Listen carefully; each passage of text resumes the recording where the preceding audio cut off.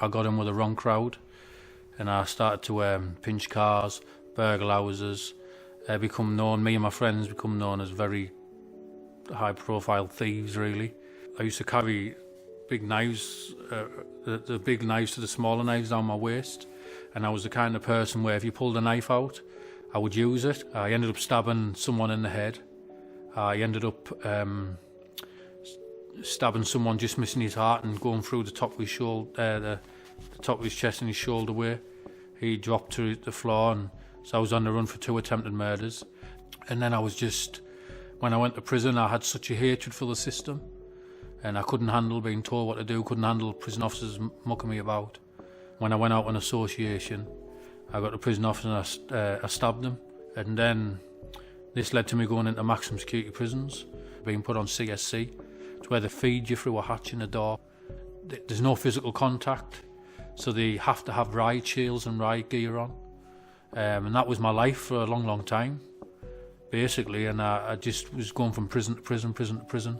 But then I ended up going to Long Lartin in Worcestershire, and when I was in there, I ended up going in an ALFA course. Never heard of an ALFA course, didn't know anything.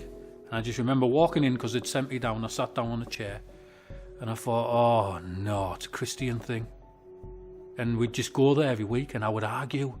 And the pastor, I remember he come to me, he said, right, I'm going to say a few scriptures first before we pray.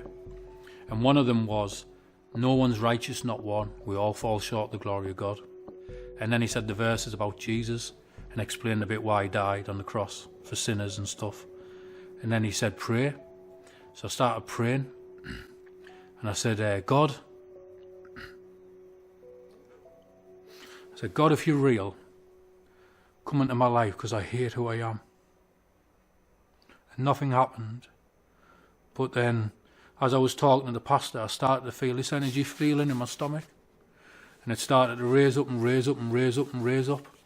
And I just broke out into uncontrollable tears. And I just sobbed. And it just... right there.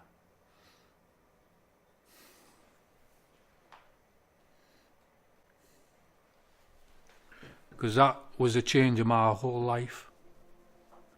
I knew God was real. And no one will change that now. And then I remember running on the wing. People clearly knew that I would become a Christian. So I actually helped them on another 2 ALFA courses. And then I got released.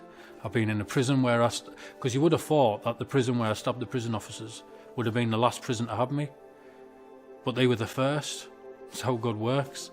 The best thing for me is going in prisons and helping the lads in prison. And trying to tell them about God. I've got 4 kids, and they're my life. And what upsets me is because now I know that back then, if I had the kids, they wouldn't have had a good upbringing. And now they sit on the night and have Bible studies with their dad. Have Bible studies with their dad. Have a life. They're beautiful. And my life, probably my wife and my kids are the best gift that, apart from the grace God's given me, is the best gift He'll ever give me. Didn't expect to cry like that. Recovered now.